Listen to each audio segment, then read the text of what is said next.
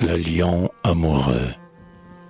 Dans l'enceinte où Joseph Prudhomme triomphe, entouré d'amiciens, où dorment leur éternelle somme les 12 académiciens, où, pour nos suprêmes délices, faisant de la prose et des vers, ils protègent leur crâne lisse par de vastes abat-jours verts. On attendait, tout pâle encore, de sa longue rébellion, l'orateur au verbe sonore, l'homme à la face de lion.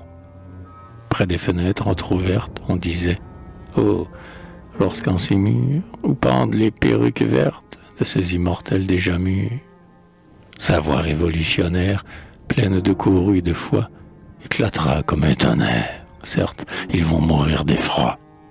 Mais comme si la Marseillaise, ici tout à coup se levant, pour évoquer l'âme française, embouchait son clairon vivant.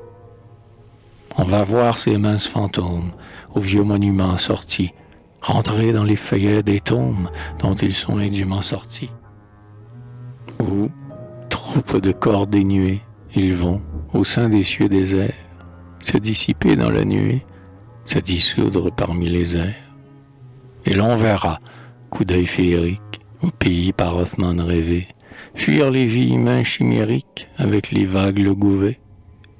C'est ainsi qu'un brillant cortège plaignait, arrivé de Saint-Flour, ces birbes dont le front de neige s'embellit d'un vert abat-jour.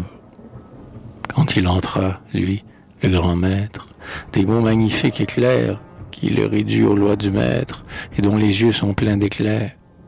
Lui, devant qui l'intrigue tremble, avant même qu'il n'ait parlé, et dont la grande voix ressemble à l'ouragan échevelé. Aux surprises rares et dernières, comme si le vendre il avait mis des fleurettes dans sa crinière pour plaire à ses nouveaux amis. Comme toujours, il parlait juste, et même il chantait en bon fils. La liberté, sa mère auguste, main sur la flûte de Tircis. Dieu, vois le titan de l'abîme, versé du cassis de Dijon, vois passer le lion sublime en habit-gorge de pigeon.